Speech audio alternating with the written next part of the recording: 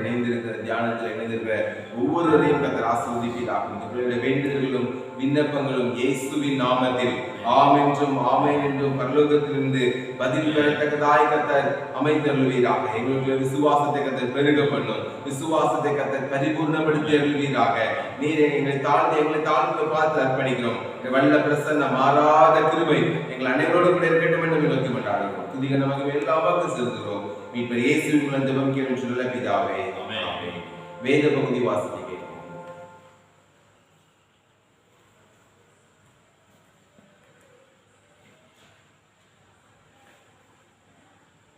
வாசிக்கும்படியாக குறிப்பிட்ட வேத பாடம் மத்தேயு எழுதின சுவிசேஷம் 9ஆம் அதிகாரம் வார்த்தைகள் 1 முதல் 9 வரை. மத்தேயு எழுதின சுவிசேஷம் 9ஆம் அதிகாரம் வார்த்தைகள் 1 முதல் 9 வரை. அப்பொழுது அவர் படவில் ஏறி இக்கரைப்பட்டு தம்முடைய பட்டணத்திற்கு வந்தார். அங்கே படுக்கையிலே கிடந்த ஒரு திமிர்வாதக்காரனை அவரிடத்தில் கொண்டு வந்தார்கள். இயேசு அவர்களுடைய விசுவாசத்தை கண்டு திமிர்வாதக்காரனை நோக்கி, மகனே, திடன்கொள், உன் பாவங்கள் உனக்கு மன்னிக்கப்பட்டது என்றார். அப்பொழுது வேதபாரகரில் சிலர், இவன் தேவதூஷணம் சொல்லுகிறான் என்று தங்கள் உள்ளத்தில் சொல்லிக் கொண்டார்கள். இயேசு அவர்கள் நினைவுகளை அறிந்து, நீங்கள் உங்கள் இருதயங்களில் பொல்லாதவைகளை சிந்திக்கிறது என்ன? உன் பாவங்கள் மன்னிக்கப்பட்டது என்று சொல்வதோ, எழுந்து நடவென்று சொல்வதோ எது எளிது? பூமியிலே பாவங்களை மன்னிக்க மனுஷகுமாரனுக்கு அதிகாரம் உண்டு என்பதை நீங்கள் அறிய வேண்டும் என்று சொல்லி திமிர்வாதக்காரனை நோக்கி, நீ எழுந்து உன் படுக்கையை எடுத்துக்கொண்டு உன் வீட்டுக்கு போ என்றார். உடனே அவன் எழுந்து தன் வீட்டிற்கு போனான். ஜனங்கள் அதை கண்டு ஆச்சரியப்பட்டு, மனுஷருக்கு இப்படிப்பட்ட அதிகாரத்தை கொடுத்தவராகிய தேவனை மகிமைப்படுத்தினார்கள். இயேசு அவ்விடம் விட்டு புறப்பட்டு போகையில் ஆயத்துறையில் உட்கார்ந்திருந்த மத்தேயு என்னும் ஒரு மனுஷனை கண்டு, எனக்கு பின் சென்று வா என்றார். அவன் எழுந்து அவருக்கு பின் சென்றான். வாசிக்கும்படியாக வேத தியான பகுதி வாசித்து முடிந்தது.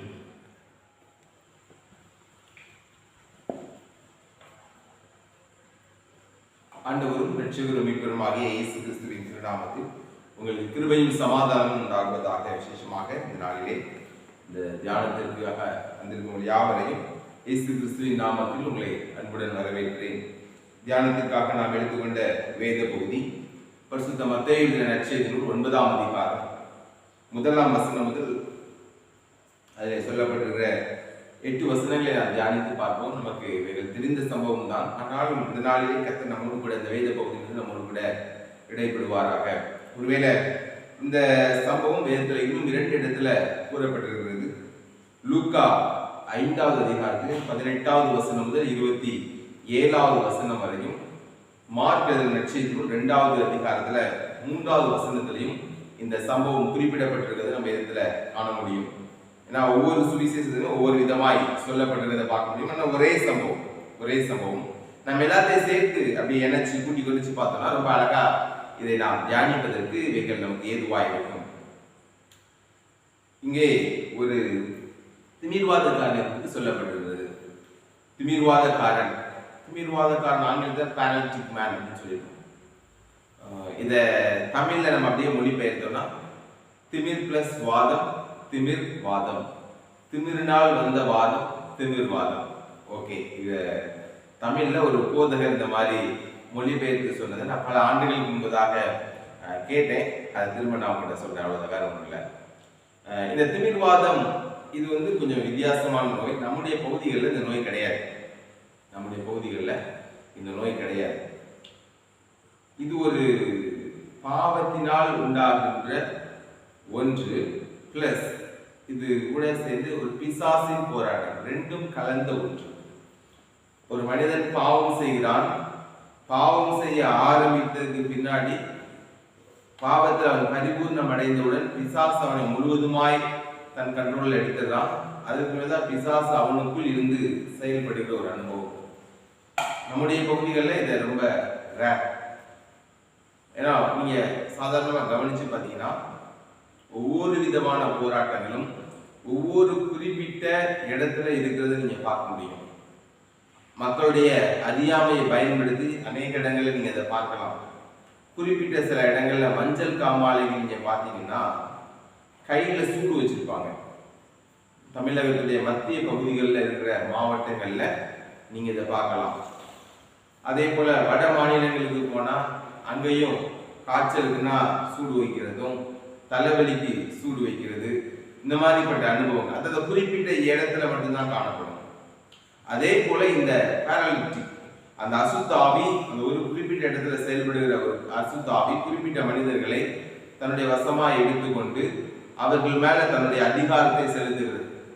இதை நீங்க கரெக்டா எடுத்து பார்த்தீங்கன்னா அந்த திமிர்வாதக்காரன் நான் பாதிக்கப்பட்ட இந்த மனிதன் எப்படி இருப்பான்னா நம்ம சர்க்கஸ்ல பார்த்திருக்கோம். வில் மாறி வளைகிற ஒன்று, வில் மாறி இந்த ஆவின் தாக்கம் இந்த திமிர்வாதம் சரீரத்திலே தாக்க ஆரம்பித்தவுடன் படுத்து இருக்கிற இந்த மனிதனுடைய சரீரத்தின் இடுப்பு பகுதியை பிடித்து ஒருவர் தூக்கினால் அல்லது சர்க்கஸ்ல அந்த பல்கி அடிக்கிறதுன்னு சொல்லுவாங்க, அந்த மாதிரிப்பட்ட மனிதன் தன்னுடைய இரண்டு கைகளையும் தரையிலே வைத்திருப்பான், இரண்டு கால்களையும் தரையிலே வைத்திருப்பான். அவனுடைய இடுப்பு பகுதி ஒன்று மட்டும் உயர்வாய் இருக்கும். அந்த திமிர்வாதத்தின் தாக்கத்திலே அந்த சரீரம் அப்படியே பாதிக்கப்பட்டு அந்த சரீர பகுதி மட்டும் மேலே எழும்பும். அவனுடைய கரங்களும் கால்களும் தரையில் இருக்கும். அதாவது ஒரு சரீரத்தை பிடித்து அப்படியே வளைத்து ஒடிப்பதை போன்ற ஒரு சூழ்நிலை அந்த மனிதனுக்கு உண்டாகும். அதிலே அந்த வாதம் ஏற்படும் போது அந்த மனிதர்கள் அதிகமாக கத்துவார்கள், அதிகமாக கூச்சலிடுவார்கள். இதுதான் திமிர்வாதக்காரனுடைய பிராக்டிக்கல் லைஃப்ல நடக்கிற ஒரு அனுபவம். இந்த மாதிரி பாடுபட்டு கொண்டிருக்கிற ஒரு மனிதனை இயேசுவின் இடத்துல கொண்டு வராங்க. இப்ப இயேசு கிறிஸ்து ஒரு வீட்டுக்குள்ள உட்கார்ந்து இருக்கிறார். இந்த திமிர்வாத அதுல இயேசு கிறிஸ்துடைய பார்வை எப்படி இருக்கு அப்படிங்கிறது நீங்க நல்லா கவனிச்சுக்கணும். இயேசு கிறிஸ்து ஒரு மனிதனுடைய உள்ளான விசுவாசத்தை காண்கின்றது இந்த வேத பகுதி நமக்கு எடுத்துரைக்கிறது. எப்படி எடுத்துரைக்கிறது? அந்த திமிர்வாதக்காரர் 4 பேர் ஒரு கட்டில வச்சு கொண்டு வராங்க. 4 பேர் ஒரு கட்டில வச்சு கொண்டு வராங்க. அவங்க கொண்டு வருகிற போது இயேசு கிறிஸ்து ஒரு வீட்டுக்குள்ளே இருக்கிறார். அவர் அந்த வீட்டுக்குள்ள இருக்கும்போது அவரால் டக்குன்னு வீட்டுக்குள்ள வர முடியல. வீட்டை சுத்தி ஜனங்கள் இருக்கிறாங்க. இப்ப நீங்களே நினைத்து கொள்ளுங்க, இயேசு கிறிஸ்து உங்க பக்கத்து வீட்டுல இருக்கிறார். உங்க ஊர்க்காரங்க எல்லாம் அந்த பக்கத்து வீட்டை சுத்திட்டாங்க. அந்த பக்கத்து வீட்டுக்காரங்க உங்க சொந்தக்காரங்க. இயேசு கிறிஸ்து எந்த வீட்டுல இருக்கிறாரோ அந்த வீடு உங்க உறவினர், அண்ணனோ தம்பியோ யாரோ ஒருவருடைய சொந்த வீடு, சித்தப்பா பெரியப்பாவுடைய சொந்த வீடு. உங்க பக்கத்து ஊர்ல இருந்து ஒருத்தர் வருகிறார். ஒரு 4 பேர் வராங்க. நடக்க முடியாத ஒரு மனுஷனை கட்டில் மேல தூக்கி வச்சுட்டு அப்படியே நடந்து வராங்க. அவங்க சுத்தி சுத்தி வந்து பாக்குறாங்க. உள்ளூர்காரங்க ஒருத்தர் அவங்களுக்கு வழிபடுற மாதிரி தெரியல. ஏன்? இவங்க வெளியூர்காரங்க. உள்ளூர்காரங்களே நிறைய பேர் சுகம் பெறுவதற்காக அந்த வீட்டை சுத்தி நிக்கிறாங்க. இந்த சம்பவம் லூக்காவில் ரொம்ப அழகாய் சொல்லப்பட்டிருக்கு. ரெண்டையும் நீங்க சேர்த்து வாசித்தீங்கன்னா உங்களுக்கு ஈஸியா புரியும். லூக்கா 5வது அதிகாரம் 18 இருந்து 27 வரை இதே வேத பகுதி அதிலும் சொல்லப்பட்டிருக்கிறது. ஒருவேளை நாம் வாசித்த இந்த மத்தேயை விட இது அவ்வளவு தெளிவாக இல்லை என்றாலும் லூக்காவில ரொம்ப தெளிவாக இருக்கிறது. அதை நான் இமேஜின் பண்ணி நான் உங்களுக்கு சொல்றேன். சரியா? இருக்கிற வீட்டை சுற்றி அந்த எல்லா வீட்டை சுத்திட்டாங்க. எல்லாரும் உங்க சொந்தக்காரங்க எல்லாரும் சுத்தி இருக்காங்க. அவங்கவுங்க ஒவ்வொரு தேவையோட. இப்ப வெளியூர்ல இருந்து ஒரு 4 பேர் ஒரு மனிதனை கட்டில வச்சுட்டு வராங்க. பக்கத்துல வந்த உடனே அந்த மனிதர்கள் பார்க்கிறார்கள், உள்ளே போவதற்கு வழி இல்லை. டக்குன்னு வீட்டுக்கு மேல ஏறி கூரையை பிரிக்கும் போது ஊர்க்காரங்க பார்த்துட்டு சும்மா இருப்பாங்களா? இல்ல நீங்க உங்க சொந்தக்காரங்க வீட்டை பிரிக்கும் போது சும்மா இருப்பீங்களா? இல்ல, கண்டிப்பா போராடி இருப்பீங்க. கண்டிப்பா காலை பிடிச்சி கீழே இழுத்து விட்டுருப்பீங்க. ஏசு கிறிஸ்து இந்த வீட்டுக்குள்ள தானே இருக்கிறாரு. ஆமா ஐயா, வெளியே வரட்டும். வெளியே வந்த உடனே பாருங்க. சொல்லிருப்போமா இல்லையா? கண்டிப்பா சொல்லிருப்போம். இதே மாதிரி போராட்டத்தை அந்த திமிர்வாதக்காரனோடு கூட இருந்தவர்கள் சந்தித்திருப்பார்கள். ஆனா அதுக்கு மேலையும் அவங்களுக்கு ஒரு விசுவாசம். அந்த ஊர்ல இருக்க அவ்வளவு பிரச்சனையும் மிஞ்சி, சொந்தக்காரங்களுடைய பிரச்சனைகள் அதெல்லாம் மிஞ்சி, அது ஒரு வீட்டுக்கு மேல ஏறி அந்த கூரையை பிரிச்சு உள்ளுக்குள்ள கட்டிலோட இறக்குறாங்க. என்ன ஒரு விசுவாசம் பாருங்க. அப்ப இயேசு கிட்ட ஒருவேளை சுகம் கிடைக்கலன்னு வச்சுக்கோங்களேன், இப்ப அவங்க அடுத்து என்ன பண்ணணும்? பிரிச்ச கூரைக்கும் காசு கொடுக்கணும், இல்ல அந்த வீட்டுக்காரங்க என்ன நிவாரணம் கேட்கிறார்களோ அதை கண்டிப்பா கொடுத்து ஆக வேண்டும். இப்போ ஒரு சந்தோஷம் இருக்கலாம், இயேசு கிட்ட போனா, இயேசுவானவர்கிட்ட போனோம்னா நம்ம கண்டிப்பா சுகம் கிடைச்சிரும் அப்படிங்கிற ஒரு நம்பிக்கை. ஒருவேளை சுகம் கிடைச்சிட்டா இந்த பணத்தை கொடுத்தா கூட அவங்களுக்கு என்னதான் தெரியாது, பெரிய இழப்பினா தெரியாது. அப்பனா இவங்க எந்த அளவு ஆணித்தரமான ஒரு நம்பிக்கை வச்சிருப்பாங்க பாருங்க. இயேசு கிறிஸ்து இந்த திமிர்வாதக்காரனுடைய விசுவாசத்தை பார்த்து சுகப்படுத்தவில்லை, திமிர்வாதக்காரனை சுமந்து கொண்டு வருகிறவர்களின் விசுவாசத்தை பார்த்து திமிர்வாதக்காரனுக்கு சுகம் கொடுத்தார். இதுல என்ன நம்ம கற்றுக்கொள்ள போகிறோம்? சில நேரத்தில் நீங்க கூடி ஜெபிக்கலாம், தேசத்திற்காக ஜெபிக்கிற என் ஜெபம் கேட்கப்படுமா? மற்றவங்களுக்காக நாங்க ஜெபிக்கிறோம், ஒரு 4 பேர் சேர்ந்து ஜெபிக்கிறோம், எங்க சபையில ஒரு 5 பேர் சேர்ந்து ஜெபிக்கிறோம். ஆனா அந்த பக்கத்து வீட்டுக்காரங்க கொஞ்சம் கூட ஆண்டவரை பத்தி சொன்னா மண்டையில ஏறவே மாட்டேங்குது, என்ன சொன்னாலும் மண்டையில ஏறவே மாட்டேங்குது. ஆனால் ஆண்டவர் உங்கள் விசுவாசத்தை பார்த்து அந்த மனிதனுக்கு சுகம் கொடுத்து, அந்த வசனத்தை நீங்க பின்னாடி வாசித்து பார்த்தீங்கன்னா, பின் சென்று வா, எனக்கு பின் சென்று வா. ஆண்டவர் விசுவாசத்தை கனப்படுத்துகிறவர்.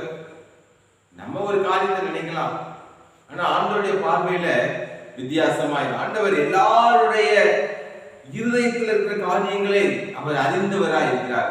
இருதயத்துக்குள்ள என்ன நினைக்கிறாங்க அப்படிங்கிற விசுவாசத்தை, இருதயத்துக்குள்ள ஒரு மனிதன் சுகம் பெறுவதற்கு உண்டான விசுவாசம் உண்டாயிருந்தா அப்படின்னு ஆண்டவர் பார்க்கிறார். சுகம் பெறுவதற்கு உண்டான விசுவாசம். சில காரியங்களுக்கு சில நிறைவு தேவை.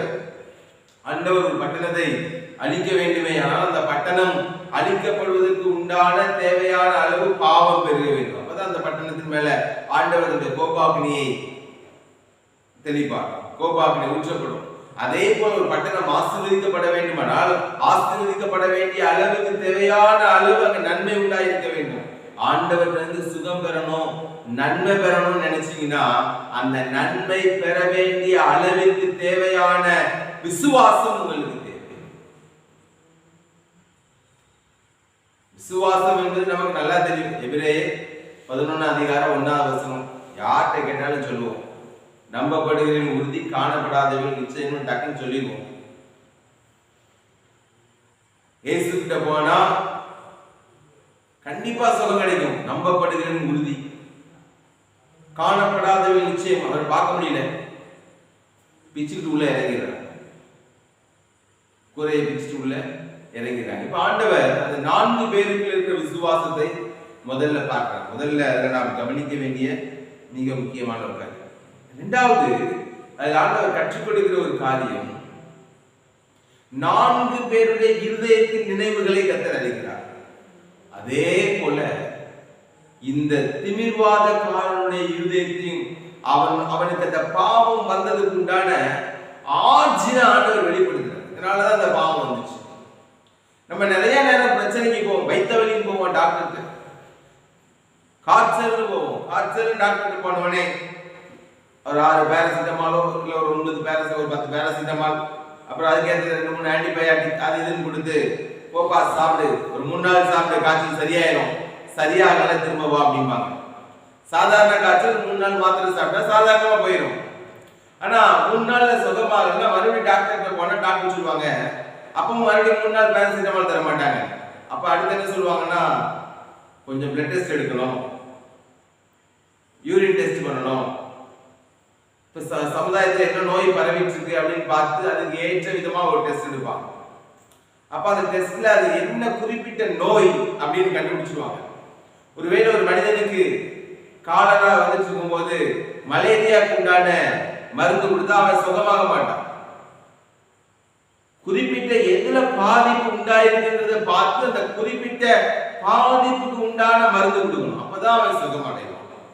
அதே போல ஆண்டவர்கிட்ட போகும்போது எதுக்கு போறோம்னா, ஆண்டவர் ஆர்ஜினை கண்டுபிடிச்சிட்டார், இது பாவத்தினாலதான் வந்துச்சு.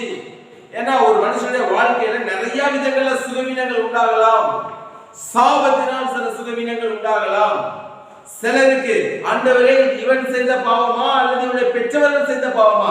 ஆண்டவர் சொல்றாரு இது இவன் செய்த பாவம் அல்ல, இவனை பெற்றவர்கள் செய்த பாவம் அல்ல, தேவனுடைய நாமம் மகிமைப்படும்படியாய் இவன் இப்படி பிறந்தான்னு சொல்றாரு. அப்ப சிலர் வியாதி பட்டிருக்காங்க, அது பாவம் அல்ல. இன்னும் சில இடத்துல பாத்தீங்கன்னா அதே வியாதியோட ஆண்டவர்கிட்ட வந்திருக்கவங்களை பார்த்து ஆண்டவர் சொல்கிறார், ஆபிரகாமின் குமாரத்தி 18 வருஷமாய் பிசாசு இவளை கட்டி வைத்திருக்கிறார். அப்ப சிலருடைய வியாதிக்கு காரணம் பிசாசு, சிலருடைய வியாதிக்கு காரணம் பாவம், சிலருடைய வியாதிக்கு காரணம் சாபம், சிலருடைய வியாதிக்கு காரணம் கர்த்தரை அவர்கள் அறிந்து கொள்ளும்படியாய், கர்த்தர் அவர்களை மகிமைப்படும்படியாய் கர்த்தரை அனுமதித்திருக்கலாம். நம்ம முதல் நிலையில இருக்கிறோம். ஒரு வியாதி வந்தவனே ஆண்டவர் அறிந்து கொள்ள நம்ம நினைச்ச உடனே எதனால இந்த பிரச்சனை கண்டுபிடிக்கிறது இல்லை. ஓய் வழக்கம் போல ஒரு ஜெபம், வழக்கம் போல ஒரு காரியம். ஆனால் ஆண்டவர்கிட்ட போனோம்னா அவர் பிரச்சனை அழகா கற்றுக் கொடுக்கிறத பார்க்கணும். பிரச்சனையோட ஆர்ஜின் இது பாவத்தினால் வந்ததா, சாபத்தினால் வந்ததா, பிசாசினால் வந்ததா, வன்கண்களினால் வந்ததா, இல்ல போராட்டத்தினால் வந்ததா, இல்ல இயற்கை சரீர பலவீனமா, கர்த்தருடைய நாமம் மகிமைப்படும்படியாய் நடந்ததா அப்படிங்கறது ஆண்டவர் தெளிவாய் காண்கிறார். அதுக்கு ஏற்ற ட்ரீட்மெண்ட் கொடுக்கிறார்.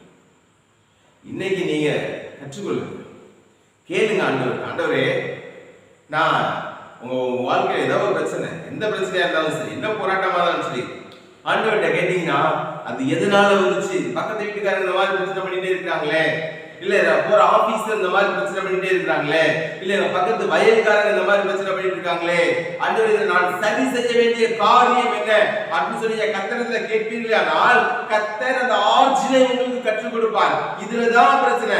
இந்த குறிப்பிட்ட காரியத்தை நீங்கள் சரி செய்வீர்களானால், இந்த குறிப்பிட்ட காரியத்துக்கு நீங்கள் உபவாசம் இருந்து ஜெபம் பண்ணுங்க, இந்த குறிப்பிட்ட காரியத்துக்காக நீங்க பிரேயர் வாக் பண்ணுங்க, இந்த குறிப்பிட்ட காரியத்துக்காக இந்த சாபத்தை நீங்க அழித்து ஜெபம் பண்ணுங்க, சாபத்துக்காக கர்த்தரிடத்துல வேண்டுங்க, இந்த குறிப்பிட்ட காரியத்துக்காக தெரப்பில நில்லுங்க, இதுக்காக மனதுருகி ஜெபம் பண்ணுங்க, இதுக்காக நீங்க மற்றவர்களோட சேர்ந்து ஜெபம் பண்ணுங்க அப்படின்னு சொல்லி ஆண்டவர் கற்றுக் கொடுப்பார்.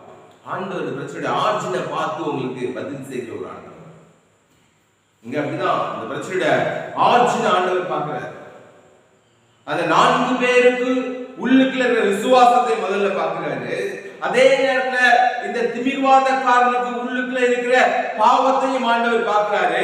மூன்றாவது ஒரு காரியத்தை ஆண்டவர் பார்க்கிறார், வேதபாரகருடைய இதயத்தை காண்கிறார். வேதபாரகர்கள் சிலர் இவன் தேவதூஷணம் சொல்லுகிறான் என்று சொல்லி தங்கள் உள்ளத்தில் சொல்லிக் கொண்டார்கள். தங்களுடைய இருதயத்துக்குள்ளே சொல்லிக் கொண்ட வேதபாரகரை ஆண்டவர் பார்க்கிறார். அவர்களுக்கும் ஆண்டவர் பதில் கொடுக்கிறார். விசுவாசத்தை பார்த்து கனப்படுத்துகிற ஆண்டவர் விசுவாசத்தை பார்க்கிறார். பாவத்தை பார்த்து பாவத்துக்கு பதில் செய்கிறார். அதே போல தவறாய் இருதயங்களுக்குள்ள நினைக்கிறவர்களுடைய நினைவுகளுக்கும் பதில் சொல்லுகிறார். ஆண்டவர் எதை பார்க்கிறார்? உங்களுடைய இருதயத்துக்கு உள் உண்டான காரியங்களை பார்க்கிறார். அவர் பாவியையும் பார்ப்பார், நீதிமானையும் பார்ப்பார், பரிசுத்தவான்களையும் பார்ப்பார். அவர் எல்லாரையும் பார்க்கிற ஆண்டவர். எல்லாருடைய இருதயங்களும் எப்படி இருக்கிறது என்று சொல்லி அவர் எல்லாவற்றையும் நோட்டமிட்டு பார்க்கிறவர் ஆண்டவர்.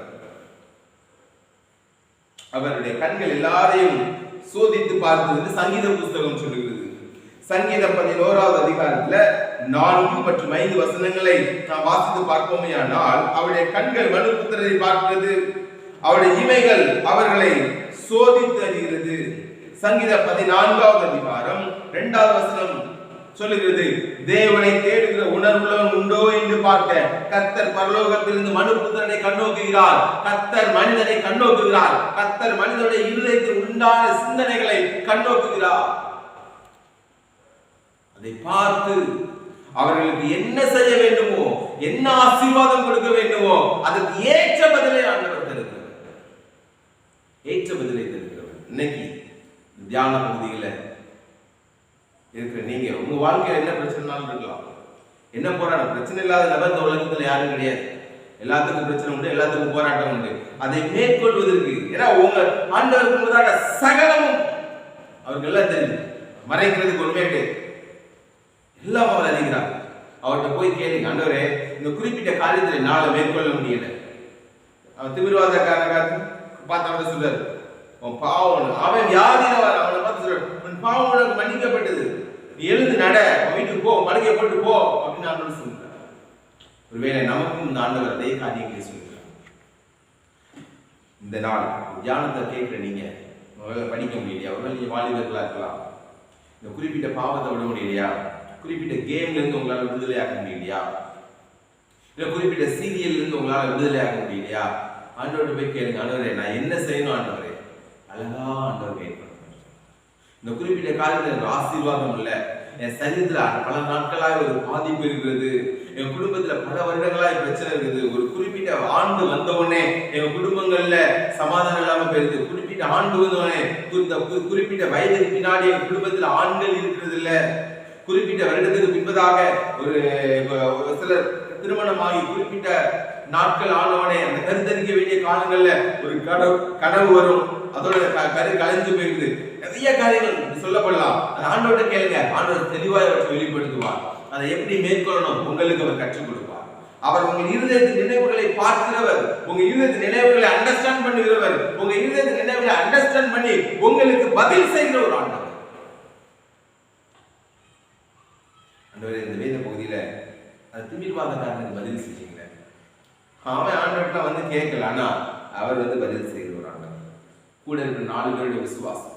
நீங்க எந்த கேட்டகரியில இருக்கலாம். ஒண்ணு நீங்க மத்தவங்களுக்காக ஜெபிக்கிறவங்களா இருக்கலாம், இல்ல பாதிக்கப்பட்ட நபராக இருக்கலாம், இல்ல மற்றவர்களை ஏளனமாய் பார்க்கிற நபராக இருக்கலாம், திருச்சபைக்கு உள்ள உட்கார்ந்துட்டு மற்றவங்களை கணக்கு போடுற ஒரு விசுவாசியா இருக்கலாம். அந்த கணக்கு போடுற விசுவாசி வாழ்க்கையில ஒரு ஆசீர்வாதத்தை கொண்டு போய்விட மாட்டான்.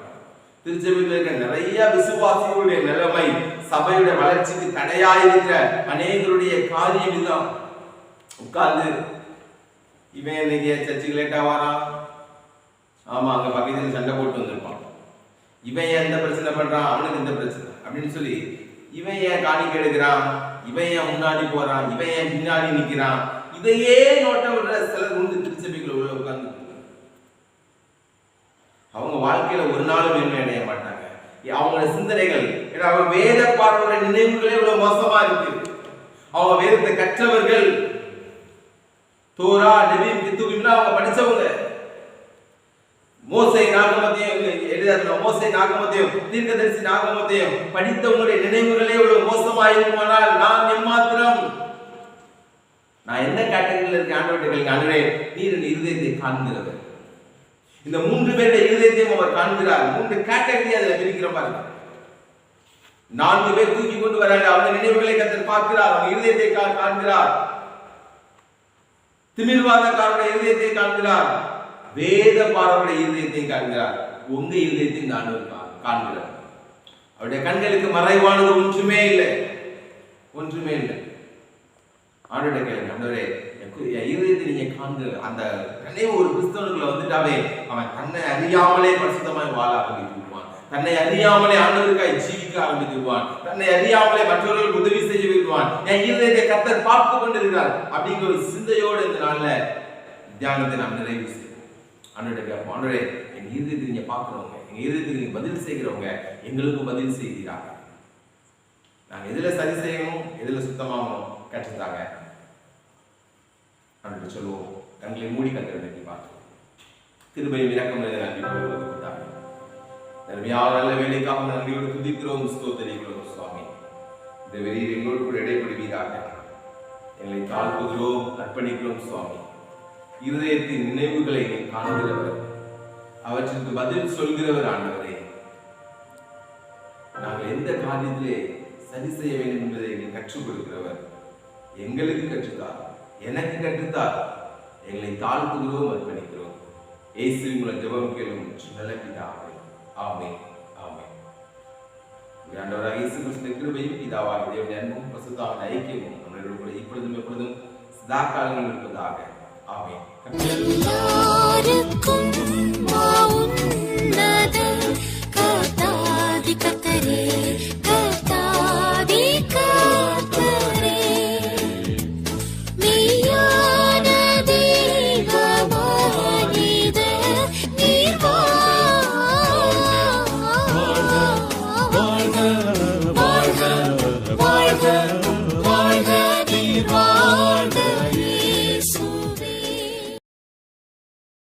கர்த்தர் தாமே உங்களை ஆசீர்வதிப்பாராக. ஆமென். God bless you.